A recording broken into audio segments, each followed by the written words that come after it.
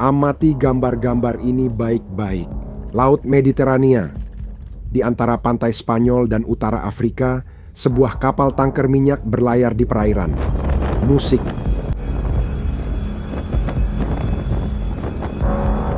Namun, awak kapal ini tidak tahu helikopter militer Prancis sedang mendekat cepat. Dalam beberapa menit ke depan, salah satu jalur keuangan utama perang Vladimir Putin akan terputus. Komando Angkatan Laut Prancis turun dengan tali dari helikopter NH-90 lengkap bersenjata dan perlengkapan. Sampai jumpa. Mereka mendarat di struktur kapal yang sedang bergerak. Kru kapal benar-benar terkejut.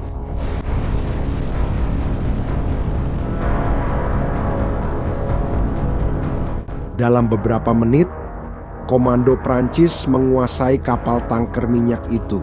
Kapten, seorang pria India berusia 58 tahun ditahan.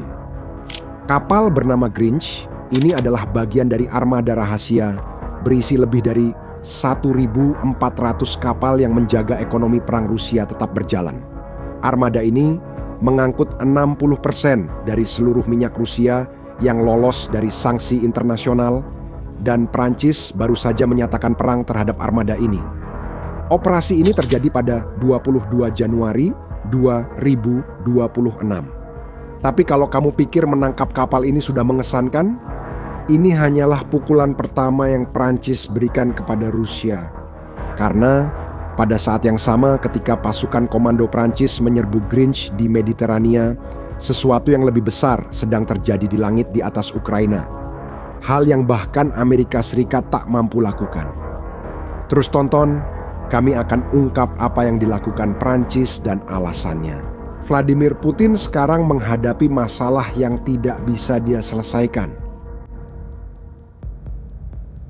Untuk benar-benar memahami apa yang baru saja dilakukan Prancis, kita perlu mundur sedikit dan menjelaskan apa itu armada bayangan Rusia ini dan mengapa armada ini sangat penting untuk perang. Tapi sebelum kita lanjut, izinkan saya bertanya sesuatu. Apakah kamu butuh jam untuk kuliah atau mungkin ingin meningkatkan kurikulum vitae-mu? Di Prime Kursus tersedia lebih dari 300 kursus gratis dengan sertifikat resmi berbayar. Manfaatkan waktumu, tautan ada di deskripsi. Ketika Rusia menginvasi Ukraina pada Februari 2022 dunia, Barat merespons dengan sanksi ekonomi paling berat dalam sejarah modern. Amerika Serikat, Inggris, dan Uni Eropa melarang pembelian minyak Rusia di atas $60 per barel. Yang lebih penting lagi, mereka juga melarang perusahaan-perusahaan Barat menyediakan layanan pengiriman laut dan asuransi. Para esse petróleo. Secara teori, ini seharusnya mencekik ekonomi Rusia. Namun Vladimir Putin menemukan solusinya. Dia membeli kapal tua dari seluruh dunia yang tak akan dioperasikan perusahaan terhormat manapun.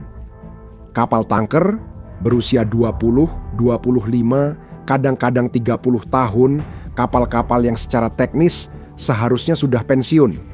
Dan begitulah armada bayangan lahir. Kapal-kapal ini beroperasi seperti yang tidak bisa dilakukan kapal komersial biasa.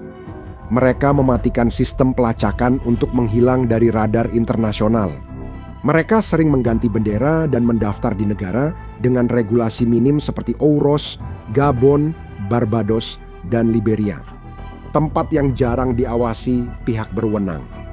Mereka berlayar tanpa asuransi cukup, sehingga menimbulkan risiko lingkungan besar. Jika salah satu kapal tenggelam membawa jutaan liter minyak, tidak ada asuransi terpercaya yang akan membayar kerusakannya. Grinch adalah contoh sempurna. Dibangun pada tahun 2000, 4 kapal itu berusia 22 tahun. Kapal itu telah 5 kali berganti nama dan bendera dalam 4 tahun terakhir. Sebelum Juli 2022 namanya Kal. Kapal itu terdaftar di Komoro, negara kepulauan kecil di lepas pantai Afrika yang jarang diketahui orang. Komoro. Negara ini dikenal sebagai negara dengan bendera kemudahan, yaitu negara tempat Anda bisa mendaftarkan kapal tanpa harus menjalani inspeksi yang ketat. Saat pasukan komando Prancis memeriksa dokumen kapal, mereka menemukan bahwa pendaftaran yang meragukan itu juga palsu. Kapal itu berlayar dengan menggunakan bendera palsu. Ini sangat penting secara hukum menurut Konvensi Perserikatan Bangsa-Bangsa tentang Hukum Laut. Kapal di laut lepas umumnya dilindungi negara tempat terdaftar, namun jika memakai bendera palsu, kapal itu jadi tanpa kewarganegaraan. Kapal tanpa negara bisa didekati dan ditangkap oleh angkatan laut manapun yang menemukannya. Itu yang dilakukan Prancis. Grinch telah berangkat dari pelabuhan Murmansk di wilayah Arktik Rusia membawa minyak mentah. Dia berlayar melintasi Atlantik Utara, melewati Selat Gibraltar dan masuk ke Laut Mediterania. Tetapi Prancis tidak bertindak sendirian, Inggris memberikan dukungan penting. Sebuah kapal kecil angkatan laut kerajaan Inggris, Her Majesty's Ship Dagger, mulai mengikuti Grinch begitu dia memasuki Selat Gibraltar. Her Majesty's Ship Dagger adalah kapal yang mengesankan. Dengan panjang hanya 19 meter, kapal ini digerakkan oleh mesin jet air yang memungkinkannya mencapai kecepatan 41 knot setara dengan 76 km per jam di atas air. Kapal ini dirancang khusus untuk operasi pengawasan di perairan sempit. Berbasis di Batu Gibraltar, Her Majesty's Ship Dagger melacak setiap gerakan Grinch, memotret kapal tersebut, mencatat kecepatannya, jalurnya, dan posisinya di air. Data ini dibagikan ke Prancis, lalu mereka mengatur operasi intersepsi. Saat Grinch di Laut Alboran antara Spanyol dan Maroko, helikopter Prancis menyerang. Setelah penangkapan, kapal itu dipindahkan ke pelabuhan dekat Marseille dan tetap di sana hingga kini, sementara otoritas Prancis menyelidiki secara hukum. Kerjasama antara Prancis dan Inggris ini bukanlah suatu kebetulan. Ini adalah bagian dari strategi terkoordinasi untuk menghancurkan armada bayangan Rusia melalui serangan fisik terhadap kapal-kapal tersebut. Grinch bukan satu-satunya target baru-baru ini. Beberapa hari sebelumnya, Amerika Serikat menangkap kapal lain dari armada bayangan dalam operasi yang lebih dramatis. Kapal tersebut, yang awalnya bernama Bella, terdeteksi mengangkut minyak antara Rusia dan Venezuela ketika pasukan Amerika mencoba mencegatnya. Kru kapal melakukan hal luar biasa di Samudra Atlantik. Mereka mengecat ulang nama Bella, menjadi Marinera, mengganti bendera Guyana ke Rusia, lalu tetap melarikan diri. Kapal itu menempuh ratusan mil. Saat dikejar, kapal itu mematikan sistem pelacaknya sebanyak 17 kali untuk mencoba mengelabui para pengejar. Terdapat 379 pertemuan mencurigakan dengan kapal lain. Dalam langkah yang belum pernah terjadi, pemerintah Rusia memberi kapal itu registrasi sementara saat pelarian untuk melindunginya. Tapi Amerika Serikat tetap berjuang. Dengan dukungan logistik dari Inggris, termasuk penggunaan pangkalan, kapal pengisian bahan bakar, dan pesawat pengintai, pasukan Amerika akhirnya mencegat kapal itu di antara Skotlandia dan Islandia. Kapal itu berhasil ditangkap. Kaptennya ditahan. Rusia bahkan mengirim kapal selam untuk mengawal kapal itu, namun upaya tersebut gagal. Penangkapan Grinch dan Marinera menunjukkan armada bayangan kini tak lagi tak terlihat atau tak tersentuh.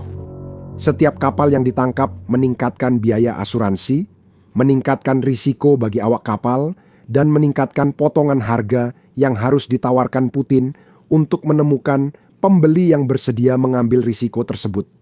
Armada ini mengangkut 60% minyak Rusia yang diekspor lewat laut. Menurut perkiraan konservatif, armada ini mencakup sekitar 1.400 kapal. Dari jumlah tersebut, 921 kapal dikenai sanksi oleh setidaknya salah satu dari 3 blok besar barat. Putin telah menghabiskan 14 miliar dolar untuk membangun jaringan ini, yang kini sedang diserang langsung. Namun, Putin mengira armada ini tak terlihat. Dia salah, dan itu baru masalah pertamanya. Karena saat Prancis menyerang armada bayangan di Mediterania, sesuatu yang jauh lebih menghancurkan sedang terjadi ratusan kilometer di atas Ukraina. Pada 15 Januari 2026, Presiden Prancis Emmanuel Macron membuat pengumuman mengejutkan saat berpidato di hadapan Angkatan Bersenjata Prancis. Dia mengungkapkan bahwa Prancis kini menyediakan 2/3 dari seluruh intelijen militer yang digunakan Ukraina untuk mengidentifikasi dan menyerang target-target Rusia. 2/3. Ini berarti Prancis telah melampaui Amerika Serikat sebagai pemasok utama informasi intelijen untuk Kiev. Dan ingin tahu bagaimana hal itu bisa terjadi? Jawabannya ada di luar angkasa. Prancis telah membangun selama 2 dekade sebuah konstelasi satelit mata-mata yang dapat menyaingi sistem manapun di dunia. Sekarang, satelit-satelit sepenuhnya difokuskan pada konflik di Ukraina. Sistem utamanya disebut CSO, terdiri dari 3 satelit, masing-masing dengan fungsi khusus. Yang pertama, terbang pada ketinggian 800 km dan memberikan gambaran umum tentang medan pertempuran. Kameranya menangkap gambar dengan 35 cm per piksel, artinya satelit ini dapat mengidentifikasi konsentrasi kendaraan lapis baja, posisi artileri, dan gudang amunisi. Ini satelit pengintai strategis. Satelit kedua lebih mengesankan, terbang jauh lebih rendah di ketinggian 480 km. Kedekatan ini memungkinkan resolusi yang luar biasa, yaitu 18 cm per piksel. Dengan kejernihan seperti ini, analis dapat mengidentifikasi tidak hanya keberadaan tank di posisi tertentu, tetapi juga modelnya. Mereka bisa melihat tanda-tanda identifikasi, bisa membedakan antara peralatan asli dan tank palsu yang terbuat dari karet yang digunakan Rusia untuk mengelabui serangan. Masalah terbang serendah itu adalah masih ada jejak atmosfer bumi di ketinggian tersebut. Satelit mengalami keausan dan diperkirakan hanya berumur 10 tahun. Satelit ini diluncurkan pada 2020. Jadi harus digantikan pada tahun 2030. Namun, selama masih beroperasi, satelit ini adalah alat perang yang sangat menghancurkan. Satelit ketiga terbang pada ketinggian yang sama dengan satelit pertama, tetapi di posisi yang berbeda. Fungsinya adalah untuk terus memperbarui gambar. Jika satelit pertama melewati suatu area dan mengambil gambar, satelit ketiga akan melewati area yang sama beberapa jam kemudian dan memperbaruinya. Semua ini memastikan Ukraina selalu mendapat informasi yang usianya kurang dari 12 jam. Dalam perang di mana peluncur rudal dan baterai artileri terus-menerus berpindah posisi, frekuensi pembaruan seperti ini sangatlah penting. Cermin-cermin satelit ini terbuat dari bahan khusus yang disebut zero dur, yaitu kaca yang tidak berubah bentuk. Di luar angkasa, satelit dapat mengalami suhu lebih dari 120 derajat Celcius saat terkena matahari dan turun hingga minus 150 derajat Celcius di bayangan bumi. Siklus ini berulang tiap 90 menit. Cermin biasa akan melengkung dan merusak ketepatan gambar, tetapi zero dur tetap sangat stabil, memastikan setiap foto memiliki ketajaman yang diperlukan untuk mengidentifikasi target militer. Namun, Prancis tidak hanya bergantung pada satelit yang mengambil foto, mereka juga mengoperasikan sistem lain yang disebut CERES. Ada 3 satelit yang terbang dalam formasi segitiga pada ketinggian 700 km. Satelit ini tidak memotret, tapi mendeteksi sinyal radio. Ketika sebuah radar Rusia dinyalakan, radar tersebut memancarkan sinyal khas. 3 satelit itu mendeteksi sinyal tersebut dan menggunakan perbedaan waktu kedatangan untuk menghitung lokasi pasti radar itu.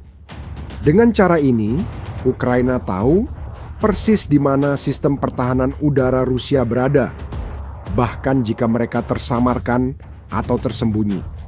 Di sanalah Putin sadar masalahnya jauh lebih besar dari yang dia kira. Kombinasi sistem-sistem ini menciptakan siklus intelijen yang efisien dan menghancurkan. Pada Januari 2026, Ukraina melancarkan serangan udara 48 jam yang menghancurkan peralatan Rusia bernilai miliaran dolar. Targetnya termasuk sistem S-400 dan S-300. Sistem pertahanan udara paling canggih milik Rusia termasuk radar yang dirancang khusus untuk mendeteksi drone dan rudal yang terbang rendah. Termasuk sistem peringatan dini jarak jauh, termasuk pertahanan yang melindungi semua sistem lainnya. Serangan ini bagian dari kampanye yang lebih besar. Sepanjang tahun lalu, dengan menggunakan intelijen presisi seperti ini, Ukraina berhasil menghancurkan sekitar 4 miliar dolar sistem pertahanan udara Rusia. Tapi, sebenarnya bagaimana hal itu bisa terjadi? Nah, karena intelijen Prancis memberikan setiap koordinat, setiap pembaruan posisi, setiap konfirmasi target, satelit yang mendeteksi sinyal akan mengidentifikasi ketika radar dinyalakan, lalu satelit beresolusi tinggi mengonfirmasi secara visual posisi tersebut dan memastikan bahwa itu bukan target palsu. Ukraina meluncurkan serangan dan beberapa jam kemudian satelit lain melintas di atas area tersebut dan mengonfirmasi kehancurannya. Jenis perang yang dipandu oleh intelijen luar angkasa seperti ini adalah sesuatu yang bahkan Amerika Serikat pun kesulitan untuk melakukannya dengan tingkat presisi yang konsisten seperti itu. Dan ada satu hal yang jarang dibicarakan tentang Prancis, tapi negara itu menjadi lebih dapat diandalkan daripada Amerika Serikat bagi Ukraina, dan ini terjadi terutama karena kebijakan Amerika. Ketika Donald Trump kembali menjadi presiden pada tahun 2025, hubungan antara Amerika Serikat dan Ukraina menjadi sangat tidak stabil. Pada bulan Maret 2025, setelah pertemuan yang buruk antara Trump dan Presiden Ukraina, Volodymyr Zelensky, Amerika Serikat menghentikan sementara berbagi intelijen dengan Ukraina. Kamu harus berterima kasih pada Presiden karena mencoba membawa hal ini ke konflik ini. Apakah kamu sudah ke Ukraina dan menyampaikan masalah kita? Saya sudah pernah ke sana, saya benar-benar melihat dan mendengar kisah-kisahnya, dan saya tahu yang terjadi adalah Anda membawa orang-orang, Anda membawa mereka dalam tur propaganda, Tuan Presiden. Akses telah dipulihkan, tetapi Trump mengancam akan memutuskannya lagi jika Ukraina tidak menerima rencana perdamaian yang melibatkan penyerahan wilayah yang signifikan kepada Rusia. Bagi Ukraina, ketidakstabilan ini tak bisa diterima. Tidak mungkin berperang jika Anda tidak yakin bisa mengakses data intelijen untuk merencanakan operasi. Pada minggu berikutnya, Prancis di sisi lain menawarkan stabilitas. Emmanuel Macron menegaskan bahwa dukungan Prancis tidak bergantung pada negosiasi perdamaian, tidak terpengaruh oleh perubahan politik. Ini adalah masalah keamanan strategis Eropa. Ini adalah perubahan besar dalam keseimbangan kekuasaan. Untuk pertama kalinya sejak Perang Dunia Kedua, Eropa menunjukkan kemampuan untuk mempertahankan operasi militer intensitas tinggi tanpa sepenuhnya bergantung pada Amerika Serikat. Prancis membuktikan bahwa sistem luar angkasanya yang dikembangkan secara mandiri selama beberapa dekade dapat menyediakan intelijen setara dengan sistem Amerika Serikat. Dan hal ini sepenuhnya mengubah perhitungan strategis Putin. Dia selalu percaya bahwa pada akhirnya dia bisa memecah aliansi Barat, bahwa dia bisa memanipulasi Amerika Serikat melalui negosiasi. Dukungan Eropa pada Ukraina tergantung dukungan Amerika. Tapi Prancis baru saja membuktikan bahwa itu tidak benar. Bahkan jika Amerika Serikat benar-benar mundur, Eropa memiliki cara untuk terus memberikan Ukraina alat yang diperlukan untuk mempertahankan wilayahnya. Penangkapan Grinch dan penguasaan intelijen luar angkasa adalah dua pukulan tak terduga bagi Putin, yang kini menghadapi masalah tanpa solusi mudah. Armada bayangannya diserang, pasukan di Ukraina dilacak satelit yang tak bisa dijatuhkan. Aliansi yang dia harapkan terpecah justru semakin kuat. Bagi Vladimir Putin, Prancis telah menjadi masalah yang tidak bisa dia selesaikan. Dan menurut Anda, apakah negara lain akan mulai menangkap kapal-kapal armada bayangan Rusia? Siapa menurut Anda yang akan bertindak berikutnya? Tulis pendapat di kolom komentar. Jika Anda merasa konten ini menarik, bagikan kepada orang yang perlu mengetahui cerita ini dan berlanggananlah ke kanal untuk mengikuti lebih banyak analisis seperti ini. Sampai jumpa.